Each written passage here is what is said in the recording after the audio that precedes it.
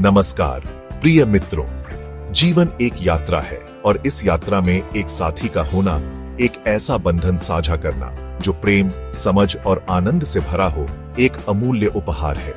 लेकिन कई बार यह पवित्र बंधन चुनौतियों और कठिनाइयों से घिरा हुआ प्रतीत होता है। पति पत्नी के बीच सुख में कमी के कई कारण हो सकते हैं और ज्योतिष शास्त्र अपनी गहन अंतर्दृष्टि के साथ हमें इन कारणों को समझने में मदद करता है। जन्म कुंडली, जो हमारे जन्म के समय ग्रहों और नक्षत्रों की स्थिति का एक नक्शा है, हमारे जीवन के विभिन्न पहलुओं, जिसमें वैवाहिक जीवन भी शामिल है, पर प्रकाश डालती है। इस वीडियो में हम उन ज्योतिषीय कारकों का पता लगाएंगे जो पति पत्नी के बीच सुख और सामंजस्य को प्रभावित करते हैं। हम देखेंगे कि कैसे विभिन्न भावों, ग्रहों और उनकी युतियां वैवाहिक जीवन में खुशियों और क्लेशों का कारण बनती हैं। ज्योतिष शास्त्र में सप्तम भाव को विवाह और जीवन साथी का भाव माना जाता है। यह भाव हमारे जीवन में साझेदारी, रिश्ते और जीवन साथी के साथ हमारे समीकरण को दर्शाता है। सप्तम भाव का महत्व केवल विवाह तक ही सीमित नहीं है, बल्कि यह हमारे जीवन में अन्य महत्वपूर्ण साझेदारियों को भी प्रभावित करता है। यह भाव हमारे जीवन में साझेदारी, रिश्ते और जीवन साथी के साथ हमारे समीकरण को दर्शाता है। यदि यह भाव शुभ ग्रहों से प्रभावित हो और इसका स्वामी सप्तमेश बलि हो, तो यह एक मधुर और प्रेमपूर्ण वैवाहिक जीवन का संकेत देता है। यदि यह भाव शुभ ग्रहों से प्रभावित हो और इसका स्वामी सप्तमेश बलि हो, तो यह एक मधुर और प्रेमपूर्ण वैवाहिक जीवन का संकेत देता है। शुभ ग्रहों की उपस्थिति से जीवन साथी के साथ तालमेल और समझ बढ़ती है, जिससे रिश्ते में स्थिरता और संतोष आता है। हालांकि यदि सप्तम भाव या सप्तमेश पाप ग्रहों जैसे कि शनि, मंगल, राहु या केतु से पीड़ित हो, तो वैवाहिक जीवन में चुनौतियां आ सकती हैं। यह पीड़ा विभिन्न रूपों में प्रकट हो सकती है, जैसे कि पति पत्नी के बीच अनबन, गलतफहमी, विवाद और अलगाव। यह पीड़ा विभिन्न रूपों में प्रकट हो सकती है, जैसे कि पति पत्नी के बीच अनबन, गलतफहमी, विवाद और अलगाव। इसके अलावा यह भी देखा गया है कि पाप ग्रहों की उपस्थिति से रिश्ते में तनाव और असंतोष बढ़ता है, जिससे जीवन साथी के बीच दूरी बढ़ सकती है।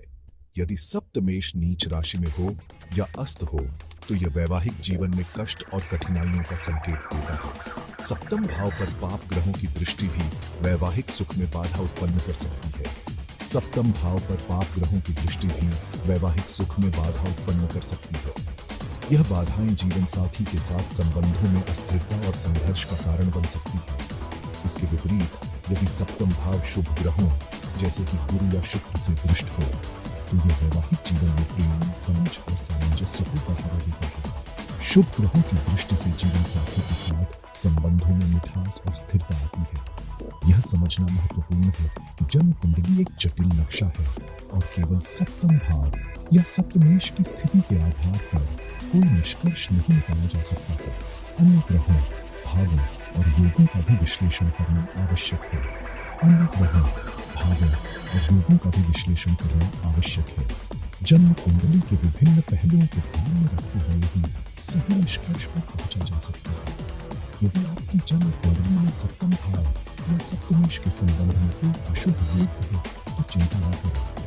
ज्योतिष शास्त्र में ऐसे कई उपाय बताए गए हैं जिनके द्वारा इन अशुभ प्रभावों को कम किया जा सकता है। ज्योतिष शास्त्र में ऐसे कई उपाय बताए गए हैं जिनके द्वारा इन अशुभ प्रभावों को कम किया जा सकता है। इन उपायों में रत्न धारण करना, विशेष मंत्रों का जाप और यंत्रों की स्थापना शामिल है, जो वैवाहिक जीवन में शांति और संतुलन लाने में सहायक होते हैं। ज्योतिष शास्त्र में शुक्र ग्रह को प्रेम, सौंदर्य, आकर्षण, कला और विलासिता का कारक माना जाता है। यह ग्रह हमारे जीवन में प्रेम, रोमांस और वैवाहिक सुख को प्रभावित करता है। यदि किसी व्यक्ति की जन्म कुंडली में शुक्र मजबूत और शुभ स्थिति में हो, तो यह एक प्रेमपूर्ण, आकर्षक और आनंदमय वैवाहिक जीवन का संकेत देता है। हालांकि यदि शुक्र कमजोर, नीच राशि में, शत्रु राशि में या पाप ग्रहों से पीड़ित हो, तो यह वैवाहिक जीवन में कष्ट और असंतोष का कारण बन सकता है। शुक्र पर राहु या केतु की दृष्टि भी वैवाहिक जीवन में गलतफहमियों, अविश्वास और अलगाव को जन्म दे सकती है। यदि आपकी जन्म कुंडली में शुक्र कमजोर है, तो आपको प्रेम, रोमांस और वैवाहिक सुख प्राप्त करने के लिए अधिक प्रयास करने की आवश्यकता हो सकती है। ज्योतिष शास्त्र में शुक्र को मजबूत करने के लिए कई उपाय बताए गए हैं, जैसे कि शुक्र यंत्र की पूजा, शुक्र मंत्र का जाप और शुक्रवार का व्रत। मांगलिक दोष, जिसे कुज दोष भी कहा जाता है, ज्योतिष शास्त्र में एक महत्वपूर्ण कारक है जो वैवाहिक जीवन को प्रभावित करता है। यह दोष तब बनता है जब मंगल ग्रह जन्म कुंडली के पहले, चौथे, 7वें, 8वें या 12वें भाव में स्थित होता है। मांगलिक दोष को लेकर कई भ्रांतियां हैं। कुछ लोग मानते हैं कि मांगलिक व्यक्ति का विवाह केवल मांगलिक व्यक्ति से ही होना चाहिए, अन्यथा वैवाहिक जीवन में कष्ट और अलगाव का सामना करना पड़ सकता है। हालांकि यह पूरी तरह सच नहीं है। मांगलिक दोष की गंभीरता जन्म कुंडली में मंगल की स्थिति, उसकी राशि, नक्षत्र और अन्य ग्रहों से उसकी युति और दृष्टि पर निर्भर करती है। यदि दोनों व्यक्तियों की जन्म कुंडलियों में मांगलिक दोष है, लेकिन मंगल की स्थिति और युतियां अनुकूल हैं, तो वैवाहिक जीवन सुखी और समृद्ध हो सकता है। मांगलिक दोष के अशुभ प्रभावों को कम करने के लिए ज्योतिष शास्त्र में कई उपाय बताए गए हैं, जैसे कि मंगल यंत्र की पूजा, मंगल मंत्र का जाप और मंगलवार का व्रत। शनि, राहु और केतु को ज्योतिष शास्त्र में पाप ग्रह माना जाता है। इन ग्रहों का प्रभाव जीवन के विभिन्न पहलुओं पर पड़ता है, विशेषकर वैवाहिक जीवन पर। ये ग्रह अपनी प्रकृति से कठोर और चुनौतीपूर्ण होते हैं, और यदि ये वैवाहिक जीवन से संबंधित भावों या ग्रहों को प्रभावित करते हैं, तो वैवाहिक जीवन में कष्ट और अशांति आ सकती है। इन ग्रहों का प्रभाव व्यक्ति के मानसिक और भावनात्मक संतुलन को भी प्रभावित कर सकता है। यदि शनि सप्तम भाव में स्थित हो या सप्तमेश पर दृष्टि डाल रहा हो, तो यह वैवाहिक जीवन में देरी, बाधाओं, अलगाव और ठंडेपन का कारण बन सकता है। शनि का प्रभाव व्यक्ति को अधिक जिम्मेदार और अनुशासित बना सकता है, लेकिन यह संबंधों में कठोरता भी ला सकता है। राहु और केतु को छाया ग्रह माना जाता है, और ये भ्रम, अविश्वास और अलगाव पैदा करते हैं। इन ग्रहों का प्रभाव व्यक्ति के विचारों और भावनाओं में अस्थिरता ला सकता है, जिससे संबंधों में तनाव उत्पन्न हो सकता है। यदि राहु या केतु सप्तम भाव में स्थित हों या सप्तमेश को प्रभावित कर रहे हों, तो यह वैवाहिक जीवन में गलतफहमियों, अविश्वास और अलगाव का कारण बन सकता है। राहु और केतु का प्रभाव व्यक्ति को भ्रमित और अस्थिर बना सकता है, जिससे संबंधों में समस्याएं उत्पन्न हो सकती हैं। हालांकि यह ध्यान रखना महत्वपूर्ण है कि शनि, राहु और केतु हमेशा अशुभ फल ही नहीं देते। इन ग्रहों का सकारात्मक प्रभाव भी हो सकता है, जो व्यक्ति के जीवन में अनुशासन, परिपक्वता और आध्यात्मिक विकास ला सकता है। यदि ये ग्रह जन्म कुंडली में शुभ स्थिति में हो, तो ये अनुशासन, परिपक्वता और आध्यात्मिक विकास ला सकता है। इन ग्रहों का सकारात्मक प्रभाव व्यक्ति को जीवन में स्थिरता और संतुलन प्रदान कर सकता है। इन ग्रहों के अशुभ प्रभावों को कम करने के लिए ज्योतिष शास्त्र में कई उपाय बताए गए हैं, जैसे कि शनि यंत्र की पूजा, राहु केतु यंत्र की पूजा और इन ग्रहों से संबंधित मंत्रों का जाप। इन उपायों से व्यक्ति अपने जीवन में शांति और संतुलन प्राप्त कर सकता है। चंद्रमा और बुध मन, भावनाओं और संचार के कारक हैं। ये दोनों ग्रह हमारे जीवन में महत्वपूर्ण भूमिका निभाते हैं, खासकर जब बात हमारे मानसिक और भावनात्मक स्वास्थ्य की होती है। वैवाहिक जीवन में इनका महत्वपूर्ण योगदान होता है। एक सफल और खुशहाल वैवाहिक जीवन के लिए इन ग्रहों की स्थिति का सही होना बहुत जरूरी है।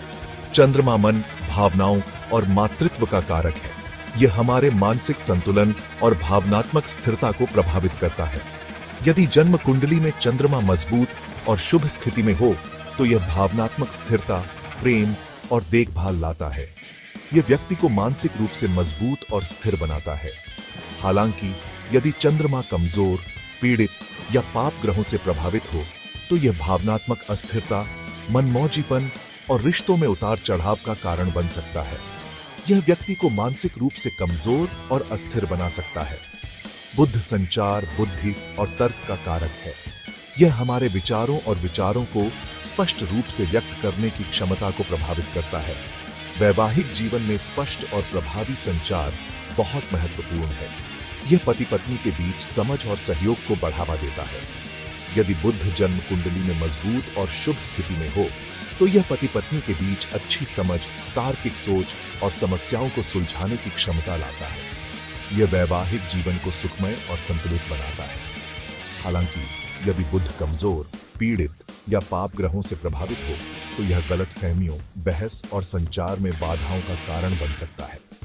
यह वैवाहिक जीवन में तनाव और असहमति को बढ़ा सकता है। चंद्रमा और बुध के अशुभ प्रभावों को कम करने के लिए ज्योतिष शास्त्र में कई उपाय बताए गए हैं, जैसे कि चंद्र यंत्र की पूजा, बुध यंत्र की पूजा और इन ग्रहों से संबंधित मंत्रों का जाप। इन उपायों से व्यक्ति अपने जीवन में शांति और संतुलन पा सकता है। इन उपायों को नियमित रूप से करने से व्यक्ति अपने जीवन में सकारात्मक बदलाव महसूस कर सकता है और वैवाहिक जीवन में भी सुधार ला सकता है।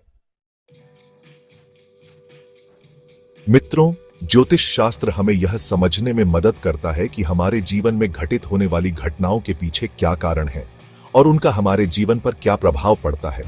यह हमें यह भी बताता है कि हम अपनी जन्म कुंडली में मौजूद अशुभ योगों के प्रभावों को कैसे कम कर सकते हैं और जीवन को बेहतर बना सकते हैं। यदि आपकी जन्म कुंडली में वैवाहिक सुख में बाधा डालने वाले कोई योग हैं, तो निराश न हो, समाधान संभव है। ज्योतिष शास्त्र में ऐसे कई उपाय बताए गए हैं जिनके द्वारा इन अशुभ प्रभावों को कम किया जा सकता है और जीवन को सुखमय बनाया जा सकता है। एक अनुभवी ज्योतिषी आपकी जन्म कुंडली का गहन विश्लेषण करके आपको उचित उपाय बता सकता है और मार्गदर्शन कर सकता है। यदि किसी की कुंडली में ये दोष है तो कुंडली का गहन विश्लेषण करके सही उपाय किए जा सकते हैं और समस्याओं का समाधान निकाला जा सकता है। ज्योतिष अनुसंधान केंद्र पंडित अश्विनी प्रसाद थपलियाल से संपर्क करें और अपनी समस्याओं का समाधान पाएं।